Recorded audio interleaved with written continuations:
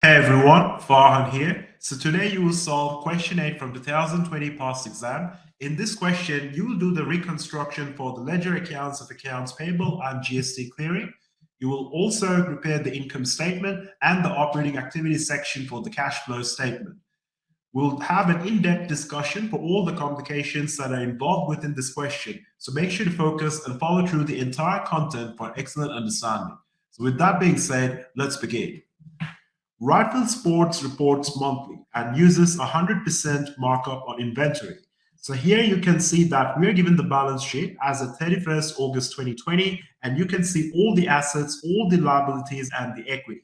So all these balances for assets, liabilities, and equity are to be carried forward as the opening balance on 1st of September 2020.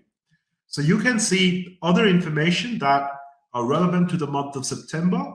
And then we are required to reconstruct the following ledger accounts for the accounts payable and the GST clearing.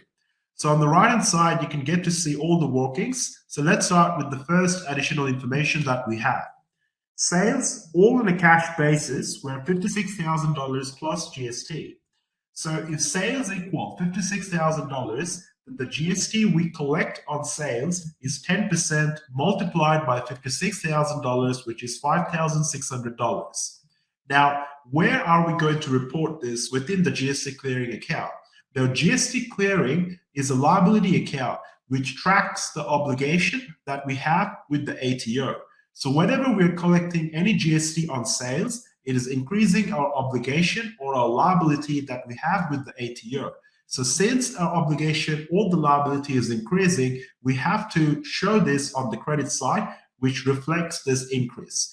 All right. So therefore, the GST collected on sales of $5,600 will be reported on the credit side of the GST clearing account. Now let's go to the second additional information that we have. We would pay on these purchases is 10% multiplied with $30,000, and that's $3,000. This means the total value for the transactions we have carried with our accounts payable is $30,000 plus $3,000, which is $33,000. This refers to the total amount that the business owes the accounts payable for the credit purchases that have been made. Now, the GST that we expect to pay on these purchases is going to reduce the obligation that we have with the ATO. Therefore, within the GST clearing account, we are going to report the GST that we will pay on purchases on the debit side, which reflects that reduction in the liability that we have with the ATO. So therefore, when you are showing the GST on purchases, make sure to show it on the debit side of the GST clearing account. Now, the 4/14, this simply refers to that 4% discount is received if we make the payment within 14 days. So as a business, every time we have a credit purchase transaction with our accounts payable, we have 14 days to pay this. And if we pay within 14 days, we get a 4% discount. Otherwise, N/30 here means we have a maximum period of 30 days to pay off our obligation. But after day 15, we do not qualify to get the discount of 4%.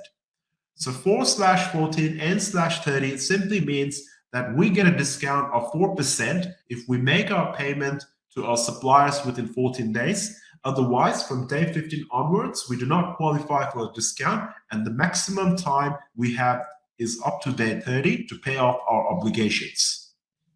All right, so let's look into the accounts payable ledger account that we have been provided. So we know that accounts payable is a liability account because this refers to the amount that we as a business owe our credit suppliers. So all liabilities by default should have the opening balance on the credit side, which is what you can see here on 1st of September 2020. The opening balance is $30,200. Now, where did we get this opening balance from? If you recall, we were given the balance sheet as of 31st August 2020, and there you can see the closing liabilities for accounts payable reported to be $30,200 at end of August. This has been carried forward as the opening balance at 1st of September 2020, which is what you are looking at here on the credit side as the opening balance. Now, we are also given the closing balance at 30 September, and that is $18,700. always remember, liabilities by default are a credit account, which means when liabilities increase, we credit them, and when liabilities decrease, we debit them.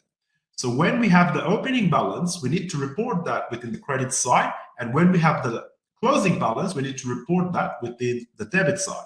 So this closing balance of 80,700 is what is given in the question. As you can see, accounts payable closing balance at 30 September was $80,700 credit. So they have given this number specifically, so there's nothing to worry about. Now, you might be confused with what about the credit that's mentioned here? This credit here simply refers to the fact that this $80,700 is an obligation for the business, and we treat this as a liability. This does not mean that within the accounts payable ledger account, we will show this on the credit side. This just simply means the obligation we have at the end of September. Okay, so what about this 30 September inventory / GST clearing of $33,000? This is the total amount that we owe our accounts payable for the credit purchases that we have made, which we have done earlier in our workings. So you need to include inventory / GST clearing because we do not just owe the amount of the inventory to the accounts payable, but also the GST of 10% that is involved with this inventory, which comes to a total of $33,000. And all of this is increasing our obligation with our accounts payable. And when our obligation goes up, our liability is going up. And because liability is going up, we need to report this on the credit side. And that is what we're doing here. For the month ending 30 September 2020, the total amount of inventory, including GST clearing transaction, GST clearing with a transaction value that we have done with our accounts payable is $33,000. All right. So how do we balance this whole ledger account? So the way to do this is first just scan and you will know which is the heavier side. And the heavier side in this case is the credit side. So if you add everything on the credit side, which is the opening balance with the $33,000, we get a total of $46,200. So on the debit side, we have the closing balance of $18,700, which means we need to get the deficit, and let's calculate that deficit now. So we know the total of everything on the heaviest side, which is the credit side, is $46,200. And based on the fundamental rules of accounting, this must be the total on the debit side, given that we're confident that we have not missed any other elements for recording. So if this is also the total for everything involved in the debit side, then if you subtract the closing balance, you can find the deficit. So the deficit is equal to 46,200 minus 18,700, which is 27,500. So this 27,500 is what needs to go on the debit side to ensure that the entire accounts payable ledger account is balanced. So how do we allocate this 27,500 between different elements? So we know that the discount that we are receiving is 4%. And the question explicitly mentions that the discount is always taken, as you can see here. I've highlighted it. So if $27,500 is the entire deficit for the debit side, then this means this $27,500 refers to the reduction in accounts payable. All right. So we know we are taking the discount of 4% when we are clearing our obligations with the accounts payable. So the discount that we receive will be 4% multiplied on $27,500, which is $1,100. So we owe $27,500 to our accounts payable. When we go to them and we want to pay them the money, we know we are paying them within 14 days and we are qualifying for that 4% discount revenue. And 4% of that $27,500 comes up to be $1,100. So discount revenue relates to the income that we're getting due to paying less. All right. So this also reduces the obligation that we have with the accounts payable and therefore should be reported on the debit side. So let's include that here. So discount revenue equals $1,100, which is what we have calculated. Then the remaining balance should refer to the payment that we have made to our accounts payable, and that is $27,500 minus $1,100 in discount and that is $26,400. So this payment is obviously coming out of the bank account. That's how we're making the payment. So we need to include bank on the debit side of the accounts payable, and that is $26,400. And again, the reason why both bank and discount revenue is on the debit side is because these are referring to a reduction in the liability that we have with our accounts payable. You can carry forward the opening balance if you want from 30 September. You do not lose marks if you do not do it in this case because you're reconstructing the ledger accounts. Now let's look into the other transactions that we have, and then we will solve the GST clearing account later. So let's go into additional information number 3. Rent is paid 2 months in advance and was last paid on 1st of August. All right. So this means that the rent that we will pay on 1st August 2020, that we would have paid on 1st August 2020, is supposed to cover the entire month of August and September. All right. So if you check the balance sheet that we're given as of 31st August 2020, you can see the value of prepaid rent is $3,500, which is what we have included here. All right. So we know we have paid the rent on 1st of August, and that amount which we would have prepaid on 1st of August would have covered the entire month of August and September. At the end of August, we can see from the balance sheet that the prepaid rent is $3,500. This also refers to the fact that 1 month rent has already been expensed or consumed by the business, which refers to the month of August. So if the balance of prepaid rent at 31 August is $3,500, and we know that on 1st of August we are paying for 2 months rent in advance, then logically speaking, on 1st of August, the amount that we would have prepaid for 2 months of rent would be $7,000, which is $3,500 for August and $3,500 for September added together. All right, so that's why I've written this line separately. Rent expense for August, that's $3,500. And then we have a separate rent expense for September, which is also $3,500. And that rent expense for September of $3,500 is what we're going to report in the income statement when we prepare it for the month of September for this business, Rightful Sports. Okay. All right, so let's move to the point number 4, the additional information number 4. Depreciation of motor vehicles is 30% per annum using the reducing balance method. All right, so when we're using the reducing balance method, our first task is to calculate the carrying amount. How do we find the carrying amount? So the carrying amount is calculated by taking the original cost of the asset that is involved and then subtracting the total depreciation for this asset, which is also known as the accumulated depreciation. Now, the cost of the asset and the accumulated depreciation are both available within the balance sheet. So you can see motor vehicles at cost are $86,000, and then we have the total depreciation of motor vehicles of $26,000, which leaves us with the carrying amount of $60,000. Now, the depreciation we would calculate would be 30% multiplied on the $60,000. However, we get $80,000, which is actually the depreciation on an annual basis, because the 30% here is an annual code. So which means this $80,000 that we have calculated by multiplying the given percentage with the carrying amount of 60,000 is actually for 12 months. Therefore, the monthly depreciation, given that we have 12 months in 1 year, can be calculated by taking $80,000 and dividing by 12, which is $1,500. And this $1,500, which is the monthly depreciation for the vehicle, is going to be reported in the income statement. All right, so make sure to report this in the income statement as the depreciation expense for the vehicles for the month of September 2020. All right, so let's move to additional information number 5. The loan and all interest outstanding were repaid on 15 September. Interest is 6% per annum. All right, so let's check the balance sheet that we were given as of 31st August 2020.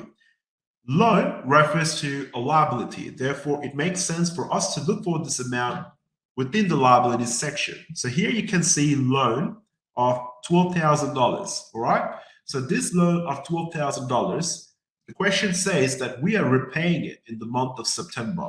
So when you are repaying loan of $12,000, we are experiencing cash outflow from the business. This repayment of loan is classified as a financing activity. So if you were to prepare the entire cash flow statement for this question or any question in your exam in November or in the future, then you will be classifying the repayment of loan as a financing activity. Because whatever loan is involved within the business is mainly taken for the purpose of generating more revenue by the business. So this loan and equity is used in the business as financing to help the business grow and support its operations. So when you're repaying the loan, it's actually affecting the financing cash flows that are involved. Therefore, if you are preparing the full cash flow statement, you'll include this $12,000 as a financing activity and within brackets to reflect an outflow, which is also a reduction in cash. Now, if I want to find the interest on an annual basis on this $12,000 worth of loan, given that 6% is an annual rate, which is mentioned in the question, so interest per annum can be calculated by multiplying 6% with $12,000, and that is $720. But we are concerned with the business, which reports on a monthly basis. Therefore, we need to make sure this interest is monthly. So how do we make the annual interest monthly? We divide $720 with 12, and that is $60 on a monthly basis. But hang on. The question says that all interest and all loan were repaid on 15 September. This means the loan was not in use for the entire month of September, but only for the first 15 days. Therefore, if the monthly interest is $60, then the interest for 15 days is $60 divided by 2, which is $30. Okay? So when you are preparing the income statement, you will report the interest expense for September 2020 as $30. This is based on the accrual basis concept, which makes sure that all the revenues earned for the period have been matched with expenses incurred, or the reporting period principle, which also ensures that all expenses incurred and all revenues earned for the specific period, which is the month of September, have been accounted for. All right? Now, in terms of the total interest that has been paid, the question explicitly mentions all interest outstanding were repaid on 15 September. We understand that the interest expense for the month of September is $30, which is what we're reporting in the income statement. But the total interest paid is actually the $30 for the month of September, for the 15 days in September, plus the $180, which is the accrued interest from the balance sheet that we were given as of 31st August 2020. You can see accrued interest of $180 at the end of previous month, which refers to an obligation we have at the end of the previous month of August 2020. Therefore, if we are paying all interest, then the total amount of interest we are paying, when we're saying we are paying, it means we have a cash outflow. That's $30 plus $180, and that's $210. So total interest paid, $210, is a cash outflow, and this is an operating activity and is therefore going to affect our cash flow statement. All right, so in the cash flow statement, you will show total interest paid of $200, which is an operating activity. At the end of the period, we do not really have any interest outstanding, as the question mentions, because everything has been taken care of and paid on 15 September. All right, so just to summarize, the interest expense for the first 15 days the loan was used within the business is $30, which is what we're reporting in the income statement. And in the cash flow statement, within the operating activities section, we are going to report total interest paid for cash, which is a cash outflow of $210, which is $30 for the month of September, plus an additional $180 that we had accrued at end of August 2020, which is the previous month. So let's move to additional information number 6. Wages expense was $7,500 with $400 owing at 30 September. Right. So the question clearly mentions that wages expense for the month of September is $7,500, which is what we're reporting in the income statement. But they also say that accrued or wages owing was $400. This means this $7,500 is the expense that we have incurred for wages. But $400 being accrued means we haven't paid for in cash, and therefore we have an obligation towards our staff. And this is what we classify as a current liability. The reason this is a current liability is because you want to pay your staff as soon as possible, right? So if you were to prepare the balance sheet, you would have this current liability section, right? And within this current liability section, you would be showing the accrued wages of $400. What about the wages paid? So the wages paid is therefore actually $7,100 because the total expense in terms of wages that we have incurred for the month of September is $7,500. And given that $400 is still accrued or owing at the end of the period of September 2020, this means the actual wages we're paid for in cash, in terms of cash outflow, is $7,100. And this is to be shown as an operating cash flow. The reason this is an operating cash flow is because wages are part of regular operations, because this refers to the payment that we make to our employees and staff. And employees and staff are a key part of the entire business operations, right? So that is why we classify this as operating cash flow. So just to summarize, when we prepare the cash flow statement within the operating activities section, you're going to show total wages paid $7,100, which is a cash outflow. Therefore, you show it within brackets. If you were to prepare the balance sheet, you would report wages accrued of $400 within the current liability section. And when you prepare the income statement, you show the entire wages expense incurred for the month of September 2020 as $7,500. Right? Okay. All right, so let's move to additional information number 7. $8,000 plus GST was paid for advertising and only 40% was used in September.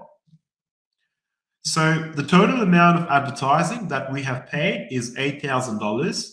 And because this is a service that we have paid for, definitely we are paying GST. And the GST that we pay is 10% multiplied with 8,000, and that is $800. So this GST that we are paying reduces our obligation with the ATO. And therefore, if you were to show this within the GST clearing account, which is a liability account by default, you're going to report this GST paid on advertising on the debit side, and therefore that showcases that you are reducing your obligation with the ATO. Now, for the month of September 2020, we have only consumed 40% of this advertising, right? So the advertising expense for the entire month of September 2020 is 40% multiplied with 8,000, and that is $3,200. This is the amount that you are going to report in the income statement. Okay. What about the balance of advertising that is left after the expense has been consumed? The balance that is left is what we call the advertising prepaid, because we have paid for this advertising in advance. So we have some economic benefits to be consumed in the next period. So the advertising prepaid at end of 30 September 2020, the balance that we should have is 8,000, which is what we initially paid for, minus 3,200, which is the benefit that we have consumed, and that is $4,800. So this prepaid advertising would be reported within the current assets section if you were to prepare the balance sheet, which I'm pretty sure I saw in different questions out there. So be careful to also understand how this adds up in the entire question. All right, so let's go to the last additional information. No GST settlements with the ATO occurred in September. All right, there's nothing to do here. So let's reconstruct the ledger accounts for GST clearing. All right, before we go to the ledger account for GST clearing, let's check the opening balance at 1st of September for GST clearing. That should be 16,500. This was the closing balance at 31st August 2020, and this gets carried forward as the opening balance on 1st of September 2020. Now, given that GST clearing is a liability account, where do you think we will be reporting this opening balance? If you guess the credit side, then that's correct. So all liabilities by default are credit, which means they have an opening balance on the credit side when you're preparing the ledger account, and the closing balance on the debit side. So GST clearing you can see the opening balance on the credit side, which is this side, and the opening balance at 1st of September is 16,500. All right. Then you can see within the credit side, we are adding the GST that we have collected from sales, and that was $5,600, if you recall, from the first additional information. All right. So for the month of September, for the month ending 30 September 2020, the GST we have collected from our cash sales was $5,600. And whenever we are collecting GST from sales, this reduces our obligation with the ATO and therefore increases the liability. And that is the reason why we're including this on the credit side of the GST clearing account. All right. Then, what about this 800 that I've written here as bank? This 800 refers to the GST that you would have paid on advertising, right? And that GST which you would have paid on advertising reduces your obligation that you have for GST with the ATO. And to reflect that reduction in obligation or liability, we have to show this within the debit side of the GST clearing account. So therefore, you can see for the month ending 30 September, I've shown bank of 800, which refers to the advertising that we have paid. And then we're also showing $3,000 here. So where do you think this $3,000 are coming from? Let's go check up. Do you see any place for where this $3,000 are coming from? That should be the purchases that we have made on credit, isn't it? So if you were to check additional information number 2, the GST on purchases were $3,000. All right. So this GST of $3,000 is what is reported here within the debit side, and that relates to the GST that we have done on purchases. Okay. Now, so how do we balance this whole GST clearing account, given that we've included everything that we have to within the debit and the credit side?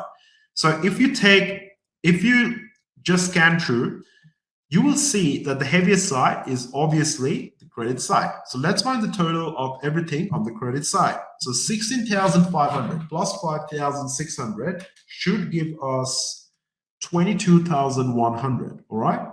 So if 22,100 is the total for everything on the credit side, and given that the fundamental rules of accounting should apply when we're balancing the ledger accounts, then this must be the total of everything on the debit side.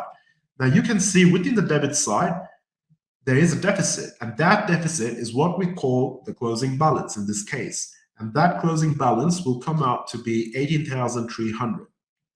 All right. So this closing balance of 80,300 for the GST clearing liability account refers to the GST obligation that we have at the end of 30 September 2020, the ATO. Again, you can choose to carry forward this as the opening balance on 1st of October. You don't really lose marks in this case because you're reconstructing the ledger accounts. All right. So that's all for the part A. So let's move to part B. Okay, so part B has asked to prepare the operating activities section of the cash flow statement, and the operating activities section really refers to all the sales, all the purchases, all the expenses, except depreciation, which is a non-cash expense that we have to include. All right, so starting with the first line, we have included the cash sales of $56,000. Right. So if we were to summarize the cash flow statement simply, it's a record of all the cash inflows and all the cash outflows. But given that we're preparing the operating activities section, we are definitely going to include any payment that we have made to our accounts payable, any cash we have collected from sales, any cash we have received from accounts receivable. All right, because all these are part of operations. So we have included cash sales of $56,000. That is a cash inflow. Therefore, it's shown as a positive figure here. Then you must include the GST collected on sales of $5,600, which is also cash inflow. Then the payment that I've made to accounts payable is $26,400, which originally was $27,500, I think. Let me check. So which originally should have been $27,500, which we used to owe. But because we qualify for the 4% discount, and that is $1,100, the final payment we have made to accounts payable was 27,500 minus 1,100, which is 26,400. So that is what we're including here. Then you have interest paid of 210. How did we get this 210? We had $30 in interest expense for the month of September, specifically the first 15 days of the month of September, and an additional 180, which was the accrued interest at end of 31st August 2020 from the previous financial period. And given that the question specifically mentions all interest outstanding were repaid on 15 September, we're including that 180 as well, and therefore the total interest paid is 30 plus 180, which is $210. That is obviously negative because this is a cash outflow. Then we have wages paid of $7,100, which I believe is the working out for point number 6. So this is what we have done here. Wages paid, obviously a cash outflow, and that's $7,100. Advertising paid of $8,000. This was pretty straightforward. We have paid advertising of $8,000, and then also a GST, which we have paid on advertising of $800, and that's included here as a cash outflow. So these are all that we have for the operating activities section. We are obviously not including depreciation as we've discussed because it's a non-cash expense. It has no cash element to it, and therefore we shouldn't be worried about it. So once you do all the calculations, you get a surplus, a positive amount of 19,090, which is a net cash from operations or the net cash from operating activities. You can write anything and you will still get full marks. All right, so question C is to prepare the income statement for the month ended 30 September 2020. So we already know that this business reports on a monthly basis. And in the very first line of the question, you can see that it also mentions one thing, which is that this uses 100% markup on inventory. Right, so what does that mean? So if the markup on inventory is 100%, and given that for the month of September, we know the total sales is $56,000 based on information number 1, if you recall, all right, then the cost of sales should be basically half of sales, because markup of 100% simply means your sales is double your cost of goods sold. So if sales is $56,000, then cost of goods sold should be half of sales, which is $56,000 divided by 2, and that is $28,000. So this is what we have got here. Now this can get more complicated if they're using a markup of 50%, 60%, or 80% in question, and then in those cases, you may have to use algebra, depending on how good your understanding is with this. But a markup of simply 100% is that sales are double the cost of goods sold. And given that sales is $56,000, cost of goods sold is just divided by 2, which is 56,000 divided by 2, and that's $28,000. Okay? All right, so let's go to the income statement. So we have got sales to begin with, and that is $56,000. Do we have sales returns or return inwards? Always double check your question. I believe you want to get full marks, so always double check. We do not really have any sales returns in this case, but in other questions, I remember I have seen that. So always double check everything. So we just have sales in this case. So sales is $56,000. Then you subtract the cost of goods sold, which is $28,000 based on the calculations we've done with the 100% markup. So once you subtract the cost of goods sold from the sales, we get the gross profit, which is $28,000. And then you add any other revenue or other income that the business has. Normally, it is the discount revenue or any profit that we are making on disposal. We are not really selling any non-current assets in this question, so there's no profit on disposal to think about, but just the discount revenue, which is $1,100 that we have calculated ourselves by applying 4% on the total amount that we owe our accounts payable, and that was based on the deficit which we have derived, and that was $27,500, on top of which we have applied 4% and got $1,100. So the discount revenue of $1,100 is included here, and once you add the other revenue with the gross profit, you get $29,100. All right, so then you subtract all the expenses, and starting with the first one we've got here is wages. So how much do you reckon we're going to include for wages here? So wages expense is $7,500. As you can see, we have separated here on the right-hand side, right? So wages paid is $7,500. Then we have got rent. So we had to go through we had to understand what's going on. And then we figured out that the rent expense for the month of September is $3,500, which is what we're going to report in the income statement. So that's taken care of as well. For the advertising, we know we have paid $8,000 at the beginning of September, and we only consumed 40%. And that 40% was $3,200, which is what we're going to report in the income statement. Then we've got the depreciation of motor vehicles. Do not write depreciation expense. I think that whoever is marking your exam will cut marks if you write depreciation expense. You're required to be specific. So write depreciation of motor vehicles in case you also have more than one asset class. You could also have depreciation of equipment, for example. So the depreciation of motor vehicle was calculated in point number 4 using the reducing balance method by applying the given percentage of 30 on the carrying amount, which is calculated by finding the difference between cost and total depreciation. And once we had the $80,000 in depreciation on an annual basis, we adjusted it for a monthly basis by dividing it 12, and that was $1,500. So that is what we have to include here. Right, and then you have interest expense. So interest expense is valid for the 15 days the loan was in use in the month of September, and that was only $30. So let's include $30 here.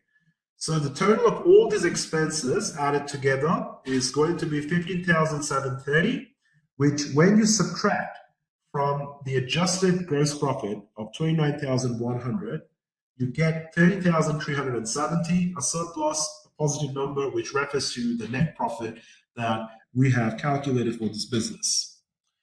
All right, so let's see, what do we have in question D?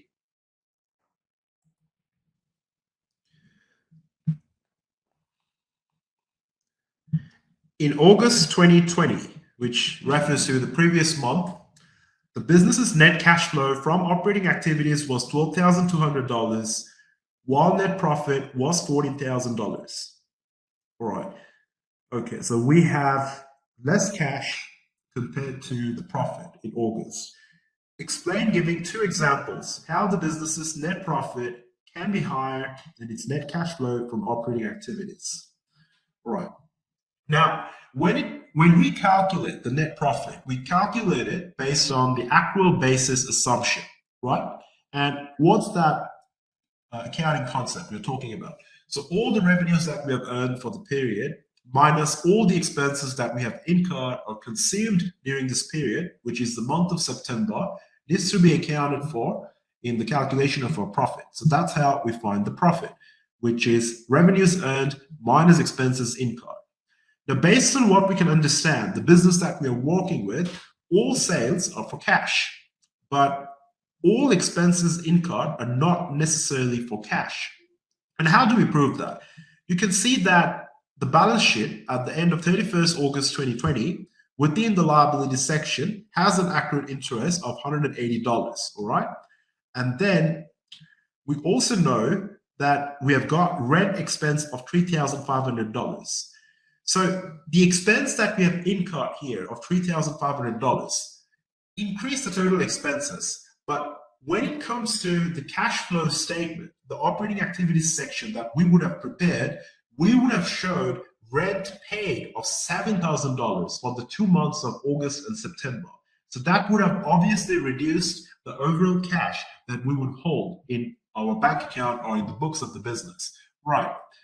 Okay. Because rent expense is $3,500, which is reported in the income statement as an expense, but the prepaid rent is shown as $7,000 when you are preparing the cash flow statement for the month of August. Right.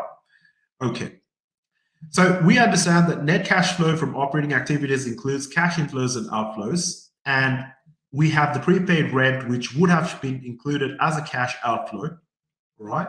So that would have significantly reduced the amount for the overall cash that is available. You could also look into payments that we make to accounts payable. So all the payments that we make to accounts payable within the given month of August or September or in any given month are not part of your expenses for the purpose of calculating net profit. So these are two things that you can look into. You can also discuss other stuff. For example, if we were to make a GST settlement with the ATO in the month of August, then our cash would have gone down, but nothing would have happened to the profit because GST settlement with ATO is not really an expense. It's not a cost that we have incurred in the course of our business operations. So this is really not an expense, but rather a liability. You can also think of profit and disposal of assets, which perhaps can increase net profit if we had some information relevant to August. Let's say we have disposed a vehicle, which we do not really have in this case. Let's say we had it. Then you would have had profit, which could have increased the net profit.